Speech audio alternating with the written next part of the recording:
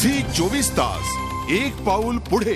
काळ आला होता पण वेळ नाही असं आपण बऱ्याचदा दुसऱ्यांचे अनुभव ऐकत असताना म्हणतो। पिंपरीमधल्या 7 महिन्यांच्या शुभमच्या बाबतीत मात्र असंच म्हणावं लागेल। पाहूयात एक एक्सक्लुझिव्ह रिपोर्ट।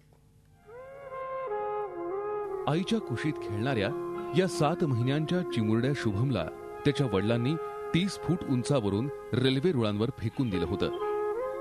पण शुभमचं नशीब बलवत्तर असल्यानं त्याचा जीव तर वाचलाच, शिवाय खरचटण्यापलीकडे त्याला मोठी जखम सुद्धा झाली नाही।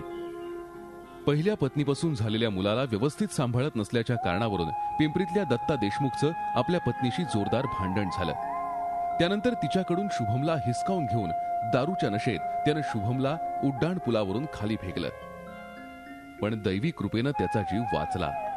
सध्या या चिमुकल्याची प्रकृती ठणठणीत असून त्याच्यावर यशवंतराव चव्हाण रुग्णालयात उपचार सुरू आहेत।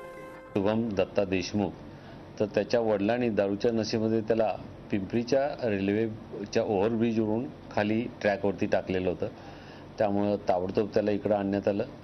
आणल्यानंतर आम्ही त्याची तपासणी केलेली आहे, त्याचं CT स्कॅन केलेलं आहे, सोनोग्राफी केलेली आहे, एक्सरेज काढलेले आहेत। त्याला कुठल्याही प्रकारचं फ्रॅक्चर नाही किंवा त्याला अशी कुठलीही इंजुरी नाही आणि बाळ आता सुखरूप आहे।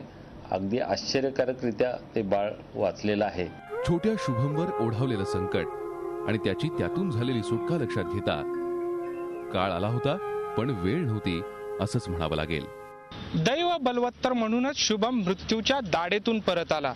जन्मदात्या पित्यानेच केलेलं हे कृत्य जितकं वेदनादायी आहे तितकंच मन सुन्न करणारं आणि विचार करायला लावणारंही आहे। झी 24 ताससाठी व्हिडिओ जर्नलिस्ट अमोल धर्माधिकारीसह कैलासपुरी, पिंपरी चिंचवड। झी 24 तास एक पाऊल पुढे।